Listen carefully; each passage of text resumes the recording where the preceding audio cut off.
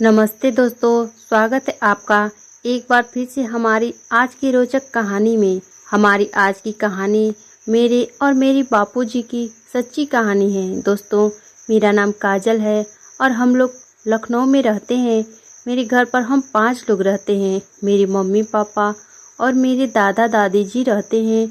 मैं अपनी mummy papa की इकलौती बेटी हूँ, इसलिए मेरे माँ बाप ने मुझे बहुत ही लाड प्यार से पाला है। अभी मेरी उम्र 19 साल है और जब मैं 16 साल की थी तब मेरे पापा ने मेरे साथ मेरे पापा दिखने में बहुत अच्छे हैं। उनकी उम्र अभी 50 साल की है, लेकिन वह दिखने में बिल्कुल 30 साल के लड़के जैसे ही लगते हैं। मेरी मम्मी की उम्र 45 साल की है। वह देखने में बहुत ही ज़्यादा खूबसूरत है, लेकिन उनकी सोच विचार बिल्कुल पुराने ख्यालात के थे। वह एक प्रिंसिपल और एक साधारण सी औरत है जो अपना ज़्यादातर समय किचन और पूजा पाठ में ही निकाल दिया करती थी। वह दादा दादी यानी वो अपनी सास ससुर की बहुत सेवा करती थी और वह पापा को ज़रा सा भी टाइम नहीं दे पाती थी। आपको बता दूं कि मेरे पापा का खुद का बिजनेस था। हम लोग बहुत ज़्यादा अमीर तो नहीं थे, लेकिन भगवान का दिया हमारे घर में सारी सुख सुविधाएं मौजूद थी।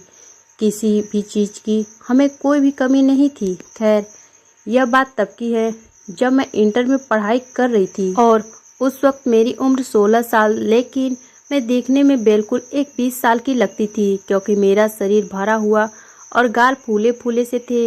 मैं बहुत ही ज़्यादा गोरी और सुंदर थी। हर कोई मुझे अपनी गर्लफ्रेंड बनाना चाहता था, लेकिन मैं किसी से बात नहीं करती थी। एक रात की बात है जब हम सब मम्मी पापा दादा दादी सब लोग खाना खाकर अपने अपने कमरे में सोने के लिए गए। मैं भी अपने कमरे में सोने चली गई थी, लेकिन मुझे नींद नहीं आ रही थी, तो मैं अपने बिस्तर पर सोने की कोशिश कर रही थी कि अचानक मुझे ऐसा लगा कि मेरी मम्मी पापा के कमरे से कुछ आवाज़ आ रही है। शायद वह लोग आपस में लड़ाई कर रहे थे। मेरा कमरा भी मम्मी पापा के कमरे से ही जुड़ा हुआ था, इसलिए मुझे आवाज़ आ रही थी। मैं पहली बार अपनी मम्मी पापा को इस तरीके से लड़ते हुए उनकी आवाज़ सुन रही थी, इसलिए मेरे मन में बेचैन हो गया था कि आखिर वो लोग इतनी रात में क्यों लड़ाई कर रहे थे। मैं यह सब बात जानना चाह रही थी, इसलिए मैंने बिना देरी किए अपने बिस्तर से उठी और अपने दरवाजे के पास जाकर उनको देखने की कोशिश करने लगी। दरवाज़ा बंद होने के कारण मैं कुछ देख नहीं पाई। तभी मेरी नज़र खिड़की पर पड़ी जो मम्मी पापा के कमरे से जुड़ी हुई थी। मेरे मम्मी पापा कभी खोलते तो नहीं थे, लेकिन वह खिड़की बहुत पुरानी थी। इसकी वजह से उसमें बहुत जगह छेद हो गए थे, जिससे हम बाहर का नज़ारा झांक कर देख सकते थे। फिर क्या था, मैंने अपने कमरे की लाइट ऑफ कर दी। उस खिड़की के पास जाकर उसमें से झांक कर देखने लगी तो अंदर का नज़ारा देखकर तो मेरा होश ही उड़ गया था। मेरे पापा मम्मी को कुछ करने के लिए कह रहे थे, लेकिन वह बार बार मना कर रही थी। मैं समझ गई थी कि आखिर वह उनसे क्या कहना चाहते हैं, लेकिन मेरी मम्मी बार बार पापा को मना कर रही थी। शायद मम्मी बहुत ज़्यादा थकी हुई लग रही थी। तभी मेरे पापा गुस्से में करवट बदल कर सो गए और मेरी मम्मी भी सो गई। दोस्तों, वो नज़ारा देखकर मुझे बहुत अजीब सा महसूस होने लगा था। मेरा दिल बहुत तेज़ी से धड़क रहा था। मैं बहुत देर तक उस खिड़की से देखती रही, जबकि मेरी मम्मी पापा दोनों सो गए थे। फिर कुछ देर बाद मैं अपने बिस्तर पर वापस आई और फिर सोने की कोशिश करने लगी, लेकिन रात भर मुझे नींद नहीं आई और मैं करवट बदलती रही। जब मैं सुबह उठी तो मैं मम्मी और पापा को अजीब नज़रों से देख रही थी, क्योंकि कल रात वाली बात मेरे मन में अभी तक चल रहा था। उनकी बातों की वजह से मैं रात भर सो नहीं पाई थी। मेरी मम्मी ने मुझे इस तरीके से देखते देख लिया। वह मुझसे बोली, क्या हुआ काजल, कोई बात है? मैंने कहा, नहीं मम्मी, वो आज मेरी तबीयत ठीक नहीं लग रही है, तो मैं आज स्कूल नहीं जा पाऊंगी। मम्मी ने कहा, कोई बात नहीं, आज तुम आराम कर लो, कल से अपने स्कूल चली जाना। हम सब नाश्ता कर रहे थे। फिर पापा ने नाश्ता किया और टिफ़िन लेकर अपने ऑफिस के लिए निकल गए। मेरे दादा दादी थोड़ा लेट खाना खाते थे।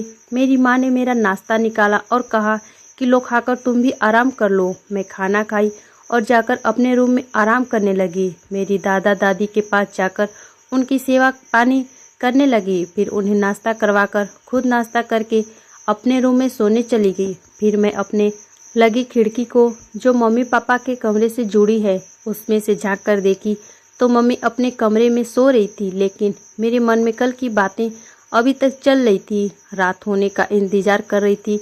जब शाम हुआ तो पापा घर पर आए।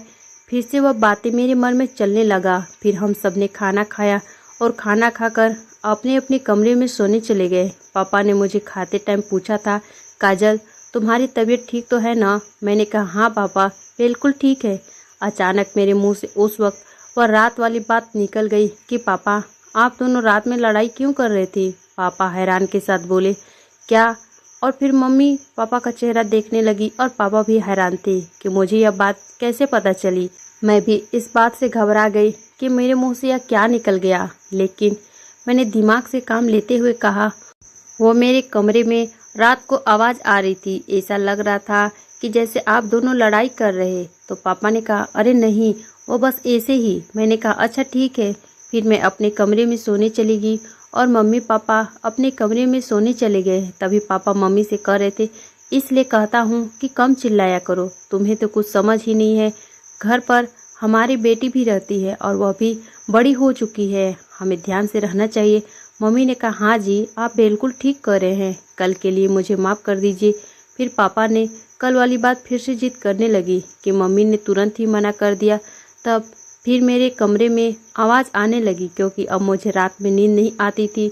मैंने सोचा कि मैं आज इस खिड़की से देखूंगी। जब आवाज़ आना शुरू हुई तो मैं फिर खिड़की से झांक कर देखने लगी। तब पता चला कि फिर से आज पापा वह बात करने के लिए जिद कर रहे हैं और मेरी मम्मी ने उन्हें मना कर दिया है। लेकिन आज पापा बहुत गुस्से में लग रहे थे। अगली सुबह पापा ने मुझसे कहा चलो आज मैं तुम्हें स्कूल छोड़ देता हूँ। वह जब मुझे स्कूल छोड़ने आए तो वह मुझे अजीब तरीके से देख रहे थे। मुझे समझ नहीं आ रहा था कि वो मुझे ऐसा क्यों देख रहे हैं। मैंने पापा से पूछ लिया कि क्या बात है पापा, आप मुझे कुछ कहना चाहते हैं क्या? पापा ने कहा नहीं कुछ नहीं, बस ऐसे ही थोड़ा परेशान हूँ। मैंने कहा हाँ बताइए पापा। पापा ने कहा चलो मैं पहले तुम्हें डेयरी मिल्क चॉकलेट खिला देता हूँ। उन्होंने मुझे डेयरी मिल्क की बड़ी वाली चॉकलेट दिलाई और मैं खाई। फिर उसके बाद उन्होंने कहा चलो मैं तुम्हें एक ड्रेस भी खरीद देता हूँ। समझ नहीं पा रही थी कि पापा ऐसा क्यों बोल रहे हैं, लेकिन फिर मुझे जब इस सच्चाई का पता चला तब मेरा होश ही उड़ गया। लेकिन मैं बहुत खुश थी क्योंकि पापा ने मुझे नए कपड़े दिलाए थे, चॉकलेट भी खिलाई थी। मैंने कहा पापा बताइए आप कुछ परेशान थे? पापा ने कहा हाँ बेटा, वो मैं बिजनेस करता हूँ तो उसमें मुझे किसी की ज़रूरत पड़ती है। मैं तुम्हारी मम्मी से हर रात को कहता हूँ कि मेरा इस चीज़ में साथ दो, लेकिन वो बिल्कुल भी मेरा साथ नहीं देती है। वह दिन रात पूजा पाठ में लगी रहती है और तुम्हारे दादा दादी की सेवा में बिजी रहती है। अब तुम ही बताओ मैं क्या करूँ? ऐसे में तो बिजनेस में घाटा हो रहा है। तभी मैं बोली पापा आप बताइए अगर मैं आपकी कोई मदद कर सकूँ।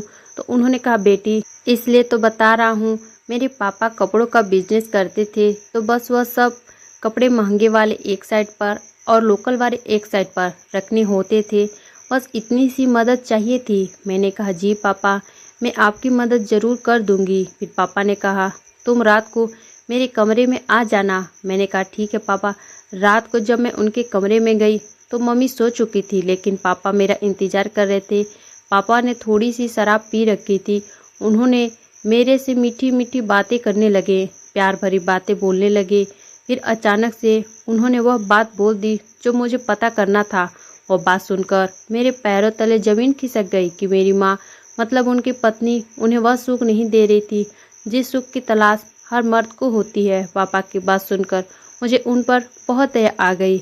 हमने प्यार से गले लगाया, लेकिन वह नशे में थे और ऊपर से कई दिनों के भूखे वे अपने आप पर काबू नहीं कर पाए और मैंने भी उनको नहीं रोका। दोस्तों आप तो समझ ही गए होंगे क्या हुआ होगा, कितना खतरनाक हुआ होगा जब किसी भूखे शेर को ताज़ा हिरण खाने को मिल जाए। तो दोस्तों क्या मैंने अपने पिता की मदद करके सही किया?